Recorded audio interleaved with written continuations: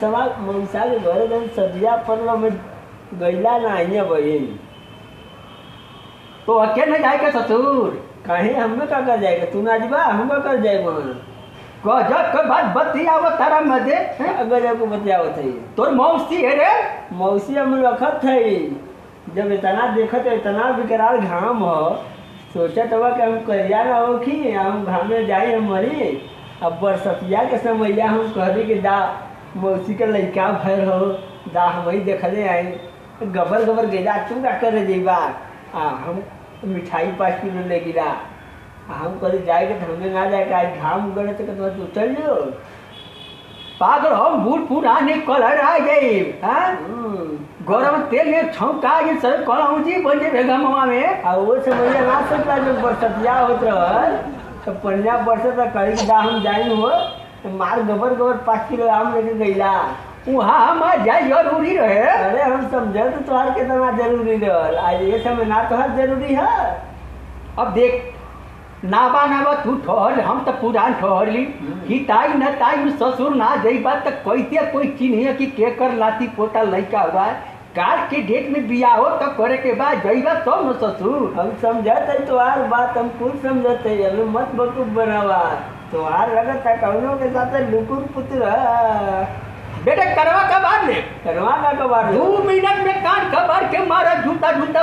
पनारा में गिर जाएगा कान कबार तू इतना विकराल देखत हुआ घाम भयल हम उज्जर में करिया हो जाए तू रह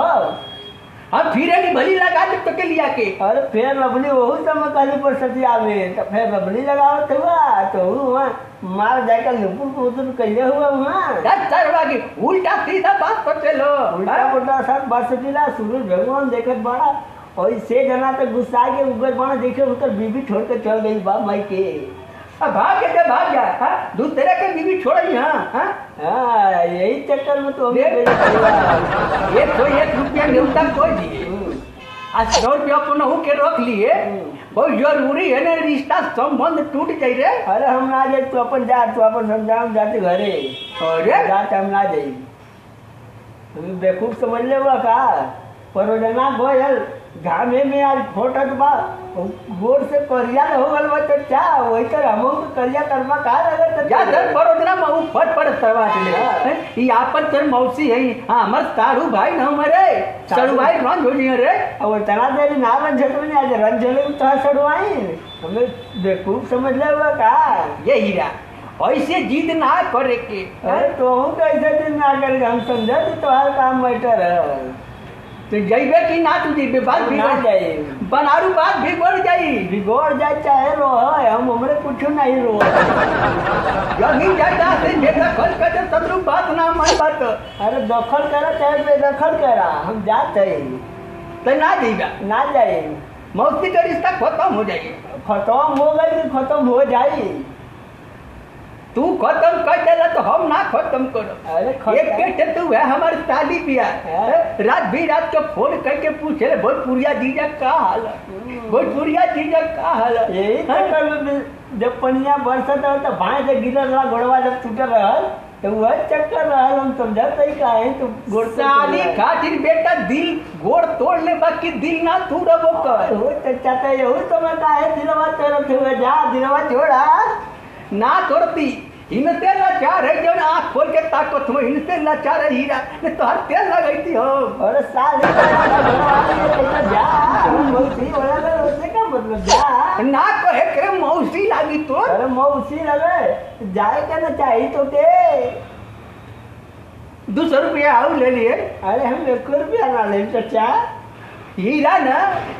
तो बियाह करा दे लगन में बाबू हाँ ब्याह करा दे तब तक हम जोड़ दे चल चल खाली तबा में से 200 रुपया निकाल लिए और लुगा रख ले बानी आ कुछ ले दे लिए मौसी तो रही है अच्छा चल जाए कि बिहवा कैसा करे बाहो हमारो मनवा लुक तो पूछ रहो ना चाचा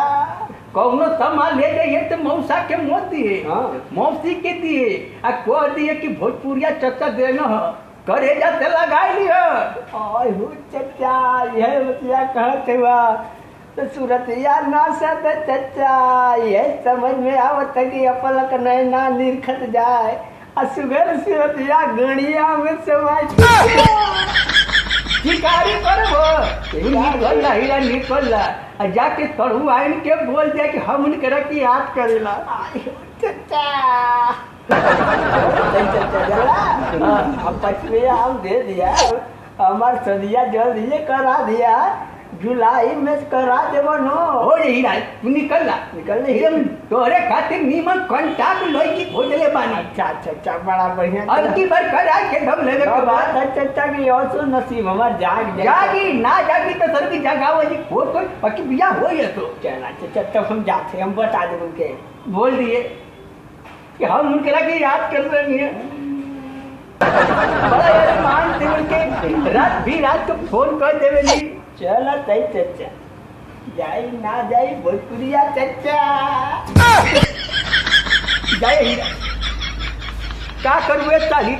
तो के नेवता तोहते करे के चक्कर में 200 रुपया सरवा बेटी पलर बा लेकर